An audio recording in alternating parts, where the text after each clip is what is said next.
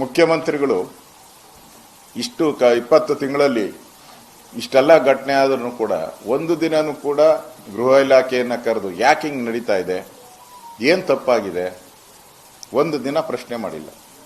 ಅವ್ರಿಗೆ ಸಮಯ ಇಲ್ಲ ಅಂತ ಅನಿಸ್ತದೆ ಮುಖ್ಯಮಂತ್ರಿಗಳು.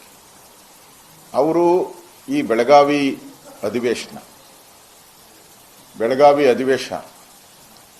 ಆಮೇಲೆ ಬೆಳಗಾವಿಯ ಜಗಳ, ಲಕ್ಷ್ಮೀ ಹೆಬ್ಬಾಳ್ಕರ್ ವರ್ಸಸ್ ಜಾರಕಿಹೊಳಿ ಜಗಳ,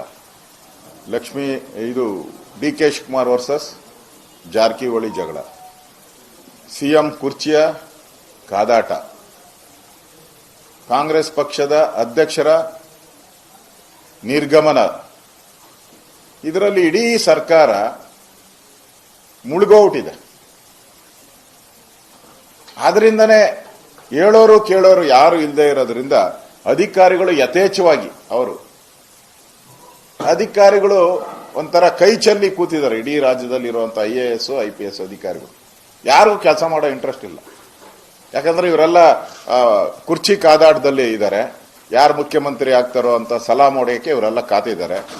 ಯಾರು ಕಾಂಗ್ರೆಸ್ ಅಧ್ಯಕ್ಷರಾಗ್ತಾರೆ ಅಂತ ಕಾಂಗ್ರೆಸ್ ಪಾರ್ಟಿಯವರು ಕಾಯ್ತಾ ಇದ್ದಾರೆ. ಈ ಗೊಂದಲದಲ್ಲಿ ಇಡೀ ರಾಜ್ಯ ಒಂದು ರೀತಿ ತಬ್ಬಲಿ ನೀನಾದೆ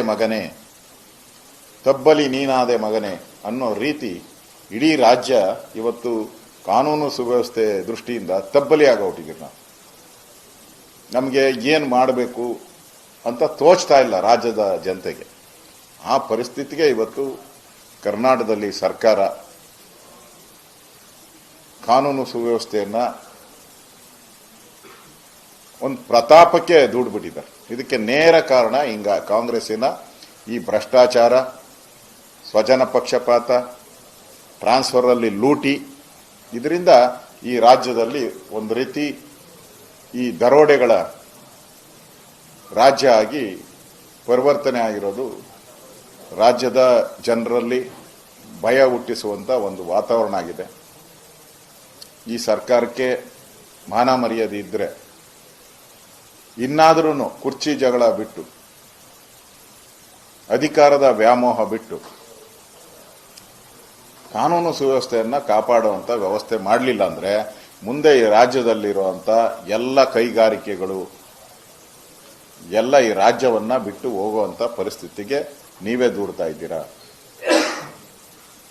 ಈ ರಾಜ್ಯ ಇವತ್ತು ಆದಾಯನೂ ಕೂಡ ಇದರಿಂದ ಎಲ್ಲಿ ಕಾನೂನು ಸುವ್ಯವಸ್ಥೆ ಇರಲ್ಲೋ ಆ ರಾಜ್ಯದಲ್ಲಿ ಹೂಡಿಕೆದಾರರು ಬರಲ್ಲ. ಯಾಕೆ ಮೊದಲು ಬಿಹಾರದಲ್ಲಿ ಯಾಕೆ ಹೋಗ್ತಾ ಇರಲ್ಲ, ಕಲ್ಕಟ್ಟಾದಲ್ಲಿ ಯಾಕೆ ಹೋಗ್ತಾ ಇರಲ್ಲ? ಯಾಕಂದ್ರೆ ಅಲ್ಲಿ ಕಾನೂನು ಸುವ್ಯವಸ್ಥೆ ಇರ್ತಾ ಇರಲಿಲ್ಲ. ಲಲ್ಲೂ ಪ್ರಸಾದ್ ಆಡಳಿತದಲ್ಲಿ ಮಮತಾ ಬ್ಯಾನರ್ಜಿ ಹೇಳ್ತಾರೆ. ಅದರಿಂದ ಕರ್ನಾಟಕ